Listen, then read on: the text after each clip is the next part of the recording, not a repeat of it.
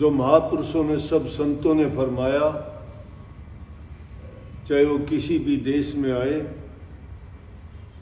चाहे वो किसी भी जाति में पैदा हुए, चाहे वो कोई भाषा बोलने वाले थे, उन्होंने सब ने यही आवाज़ दी दुनिया के भटके हुए लोगों को कि अपनी आदत को बदलो। आदत को बदलने का मतलब जिन संसार के पदार्थों की ओर, भौतिक चीज़ों की ओर हमारा रुझान जो बना हुआ है, जिसको साधारण भाषा में कह सकते हैं महल, मंडप, मकान, बेटे पोते, धी जमाई, धन दौलत, व्यवसाय, कारोबार, रिश्तेदार, नातेदार, सुख सुविधा शरीर की, मन की, विषय भोगों की चाह, ये सारी की सारी चीज इस संसार में बांधने वाली, फंसाने वाली हैं। इसलिए वो कहते हैं इन चीजों में फंस के ये मन इन रसों का भोगी हो गया, उनका आदी हो गया। बाण का मतलब है उसकी प्रकृति ऐसी बन चुकी है कि वो उनके बिना उसका रहना कठिन है। उसने अपना सारा बुद्धि, विवेक, विचार उसमें लगा दिया, अपने कल्याण के बारे में नहीं सोचा। तो कल्याण किन बातों में होगा, वो महापुरुषों ने फरमा दिया कि बाण को बदल जाओ। बाण को बदल जाने का मतलब जिन चीजों को तुम सत्य मानते हो वो चीजें मिथ्या हैं, जिनको हम अपना जानते हैं वो अपनी नहीं है। जिन भौतिक पदार्थों में हम रचे पचे और बसे हुए हैं वो सब को छोड़ के जाना होगा, कुछ भी साथ नहीं जा सकता। सब जानते हैं इस बात को, सब छोड़ के जाना है, लेकिन फिर भी इस मन के कहे में चलते हैं। संतों ने आवाज दी, मन के कहे में चलोगे वो मन मुक्ता है, वो तुम्हें बांधने वाली, फंसाने वाली, संसार में आपको कैद करके रखेगी और इस माया और मन के गुलाम बन के संसार में आते रहोगे, जाते रहोगे, दुखों को भोगोगे, कभी सुखों को भोगोगे, कभी दुखों में पड़ के बड़े परेशान होगे, तो कभी थोड़ी सी खुशी मिल गई तो मन में खुश हो जाओगे, लेकिन आत्मिक शांति नहीं मिलेगी। इसलिए उन्होंने बदल जाने की बात कही। बदल जाना ही सब कुछ है। अब कोई मंत्र के चक्कर में, कोई नाम के चक्कर में, कोई किसी बात के लोग आडंबरों में, पाखंडों में फंसा देते हैं। उस आडंबर और पाखंड में फंस के जीव बेचारा बंध जाता है, उसको पता नहीं है। वास्तविकता तो यह है कि वो छूट जाना चाहता है, वो समझता भी है, वो सत्य का खोज करना भी चाहता है, लेकिन उस सत्य की खोज करने के लिए निकलता है तो उसको फिर एक जगह से निकलता है, दूसरी जगह बांध दिया जाता है। कहीं धर्म के नाम पर, कहीं गुरु के नाम पर, कभी मंत्र के नाम पर, कभी और किसी दूसरे बहाने से वो आसमान से पढ़ के खजूर में अटक जाता है। तो इसलिए बदलने का मतलब है कि इस संसार की तरफ से अपने मन को, जब इसका रुख संसार की ओर है, उसको मोड़ के और मालिक की तरफ कर दे। लेकिन मालिक का रास्ता पता नहीं है, इसलिए उसके लिए कोई मुर्शिद खोजी पूरा ढूंढे, जिसको हम सतगुरु कह सकते हैं। सतगुरु जो सत का भेद दे दे, जो खुद वाकिफ है उस रास्ते का, मंजिल का, जिसने करनी की है, जिसने कमाई की है, जिसने उस मालिक को जानने के लिए अपना त्याग किया है, तप किया है, तपस्या, और उसने मेहनत की है। जो मेहनत नहीं करता ना, और संसार में भी आराम और सुख भोगना चाहता है और परमात्मा की तरफ भागना चाहता है, दो गाड़ियों में कभी भी सवार कोई हो नहीं सकता। संतों ने सीधा मार्ग तो बता दिया, सरल भी बता दिया, लेकिन उन्होंने ये नहीं कहा कि तुम उसको छोड़ दो। वो कहते हैं कि जिम्मेवारियों को तो पूरा करो, लेकिन वो चीज़ें प्रभु की भक्ति में रास्ता रोकने वाली नहीं बननी चाहिए। ये नहीं करना चाहिए कि सारा समय उसी में लगा दे। वो उनकी हालत उन जैसी बता दी कि जो सोना चांदी में चोंच मंडाण का मतलब है कि ऊपर से आडंबर तो भेष का या कोई और दूसरे हम ऐसी पहचान बना लेते हैं कि जैसे ये कोई भगत है, कोई संत है, कोई महात्मा है, कोई फकीर है, ये भक्ति करने वाला है, इन चीज़ों की ओर करता है। लेकिन वास्तविकता क्या है कि उसने सिर्फ आडंबर बनाया है। जिस प्रकार से कौवा सोने चांदी की चोंच मंडाकर हंस की चाल चलने लग जाए तो हंस नहीं बन जाता। इस बात का यही अर्थ है कि सोना चांदी चोंच मंडाई चला हंस की लार, लेकिन आदत उसकी जो है वो काग वाली ही है। भेष बदल लिया, ऊपर का आडंबर उसने बदल दिया, लेकिन अंदर की वृत्ति नहीं बदली उसकी। अंदर की वृत्तियां जब नहीं बदलती हैं तो उसमें बदलाव कहाँ आया? वो उस रास्ते की ओर नहीं चला। रास्ता वही है, उद्देश्य उसका वही है, दिखावा लोगों के लिए उसने बना लिया। बाणा पैर है शेर का और चले भेड़ की चाल, बोली बोले श्याण किर कुत्ते लेना पाड़। बाणा शेर का कोई पहन ले शेर नहीं बन जाता, लेकिन चाल के बोलते कुछ हैं, करते कुछ हैं, दिखाते कुछ हैं, होते कुछ हैं। ये है चारों चीज। बाणा शेर का पहनते हैं, चाल भेड़ की होती है, और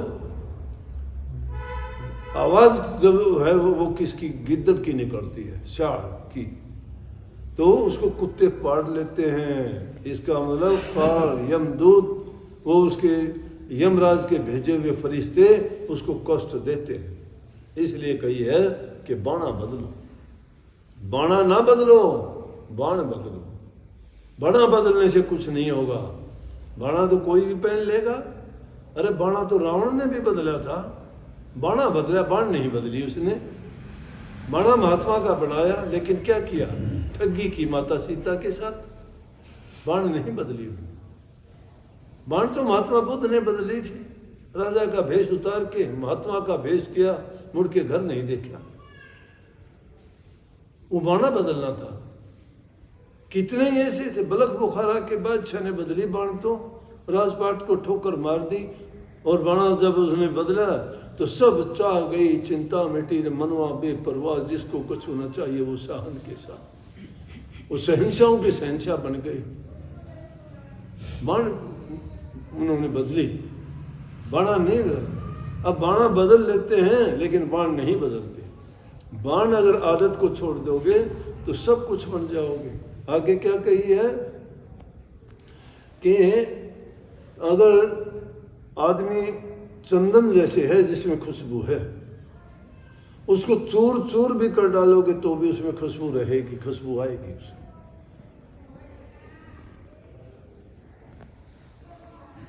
चंदन में ये आदत है कि उसको काटने वाला कुल्हाड़ा है, उसमें भी वो अपनी खुशबू छोड़ता है। इसलिए कहता है तुम अपनी बुरी आदतों को छोड़ के उस चंदन की तरह से अपनी आदत बना लोगे, तुम्हारे दुश्मनों को भी, जो तुम्हारा अहित करते हैं, तुम्हें नुकसान पहुंचाने का कोशिश करते हैं, उनके साथ भी अच्छा करो। जिस प्रकार से वो कुल्हाड़ा, करोत या आरी जो चंदन के पेड़ को काटती है, उसमें भी खुशबू छोड़ती है, वो उसके साथ ऐसा बर्ताव नहीं करती। जब आदमी ऐसा हो जाएगा तो समझो कि उसकी आदत बदल गई है। लेकिन ये कहा है कि ये पहचान करनी चाहिए, सज्जन और दुर्जन में भेद करना चाहिए। अगर तुम जुग जुग अरंड को सींचते रहो, कितना सींचो अरंड है, उसकी प्रकृति नहीं बदलती। ये पहचान बताता हूँ कि इसीलिए पुराने ज़माने में कहते थे खानदान देखना चाहिए। किसान भी देखता है कि बीज अच्छा होना चाहिए। बीज जब अच्छा नहीं होता है तो उसमें फसल कैसी उगती है। खानदान अगर देखते हो अच्छा खानदान है, इज्जतदार हैं, जिनका पारिवारिक बैकग्राउंड अच्छी रही है, जिनके माता पिताओं ने अच्छे काम किए हैं, तो संतान भी अच्छी होगी। किसी कारणवश वो रास्ते से भटक जाती है, समय जब मिलता है महापुरुषों आसंग करता है तो उनकी बाण बदलते देर नहीं लगती। लेकिन काफ़ी चीज़ होती हैं, किसी का कोई डाकू है, कोई ठग है, कोई लुटेरा है, किसी ने किसी को धोखा दिया है, किसी ने भ्रष्ट तरीके से कमाई की है और वो अपनी संतान को खिलाता है, और उसकी वो संतान कैसी होगी? वो संतान कभी अच्छी नहीं हो सकती। उससे ये आशा नहीं रखना कि वो तुम्हें धोखा नहीं देगी। वक्त आने पर वो उसी प्रकार धोखा दे देगी जिस प्रकार से खूंखार जानवर को पालने वाले होते हैं ना, उनको रखते हैं, उनका कहा मानते हैं, लेकिन जब उनका जातीय गुण उभरता है उनमें, तो उस मालिक को ये वो मार, उस पर ही अटैक करके उसको मार दे और चीर फाड़ डालते हैं। इसीलिए कही है कि जुग जुग रंड को तुम सींचते रहो, अनार नहीं लगते, आम नहीं लगते, उसको तो वही लगेंगे जो उसको जैसा बीज है। तो ऐसे लोगों पर विश्वास करना, वो कहते हैं हमारी गलती है। फिर कहते हैं कि सज्जन इंसान जो होगा, चाहे वो गरीब क्यों ना हो, चाहे उसमें कोई विपदा आने के कारण वो तुम्हें किसी प्रकार से कमज़ोर, दुर्बल या जैसा भी दिखाई देता है, लेकिन क्या है कि वो सज्जन पुरुष है, वो कभी उसमें दुर्गुण और दुर्मति नहीं मिलेगी, उसके अंदर कभी धोखा, छल, कपट, बेईमानी नहीं मिलेगी। उसके साथ अगर तुम्हारा दोस्ती है, मित्रता है, तुम्हारा संबंध है, या उस पर तुम विश्वास अंधे होके कर लेना, कभी धोखा नहीं खाओगे। लेकिन अगर किसी दुष्ट आदमी से, उस दुष्ट आदमी की प्रकृति नहीं बदलती, वो तो ऐसा है, उसके तो बोलना क्या, देखने में भी आपको नुकसान होगा। जिस प्रकार से भट्टी में अंगार भरे होते हैं, उनको तो अगर बोलोगे ना तो भी अंगारे उछलेंगे, उनकी जबान में अच्छी बात नहीं निकलेगी, सब नकारात्मक बातें होंगी, सबकी बुराई करेंगे, सबकी निंदा चुगली करेंगे, उनकी आदत बन जाएगी, वो ढूंढते फिरेंगे, कभी उसके मुंह लग गया, कभी उसके मुंह लग गया, कभी उससे पूछा, कभी उससे पूछा, दुनिया की तहकीकात करेंगे, अपने यहाँ नहीं पता उनकी हालत क्या होगी। इसलिए कहिए ये आदतें छोड़ देता है, जो इन आदतों को बदल लेता है, वो इंसान सीधा उस मालिक के दरबार का रास्ता पा जाता है। महापुरुषों का संग करने से इंसान इस तरह से बदलता है, लेकिन इंसान का खोटा कर्म महापुरुषों के संग में आने के बाद में भी उसको भटका देगा, उसको उस रास्ते से हटा देगा। क्यों हटा देगा? संसार के पदार्थों की तासीर ऐसी है, इन चीज़ों में गुण ऐसा है कि सही रास्ते पे चलते हुए को जिस प्रकार से कि किसी चीज़ का चौंधा लगने से आदमी को वो चीज़ पहचानने रह जाता है, उसी प्रकार से चकाचौंध में भूल जाता है। और जो चतुर चालाक छड़िया लोग होते हैं ना, वो बातों की चपलता से इंसान को इस तरह से फंसा लेते हैं और वो भोले उसमें फंस जाते हैं, लेकिन उनका मालिक रखवाड़ा हो, उनका कोई बाड़वाका नहीं कर सकता। सच्चे बन के अगर रहोगे तो दुर्जन आदमी के तो मुंह लगने में इंसान का नुकसान ही नुकसान है। शंभुदास जी कहते हैं, भाई कोई बुरा ना मानना, मैंने किसी और की बात नहीं कही है, मैंने अपने दिल की बात कही है। मैं भी उन इंसानों में से ही हूँ, आप जैसों की तरह से, क्योंकि इस दुनिया में, इस माया देश में जो भी आया है, उसके मन पर, बुद्धि पर, माया का, इनका सब का असर होता है। वो कुछ ना कुछ उनके ऊपर अपना प्रभाव छोड़ते हैं। तो कहते हैं मैंने अपनी सी कह देनी, और के सिर भार नहीं रखा मैंने कभी कोई इस बात को लेके और बोझ मरता फिरे कि मेरे बारे में कही है या मैं ऐसा हूँ। अगर कोई ऐसा है तो वो सोच ले, वो तो उसको सोचना है वो कैसा है। लेकिन वो कहते हैं मैंने किसी को नहीं कही, अगर किसी से मेड़ खाती हो तो वो अपना सुधार कर ले भाई। वो कहता है हम तो सतगुरु की शरण हैं, हम तो सतगुरु की शरण हो के आपको भी ये कहते हैं सृजनहार को समझा करो, याद किया करो, तेरी बुद्धि विचार ख्याल ठीक रहेंगे, तुम्हारा जीवन संवर जाएगा, बुराइयां छूट जाएंगी, तुम्हारा बाण बदलना नहीं, तुम्हारी बाण बदल जाएगी। और वर्ण बदल जाएगी, जीवन संवर जाएगा। सबको राधा कृष्ण।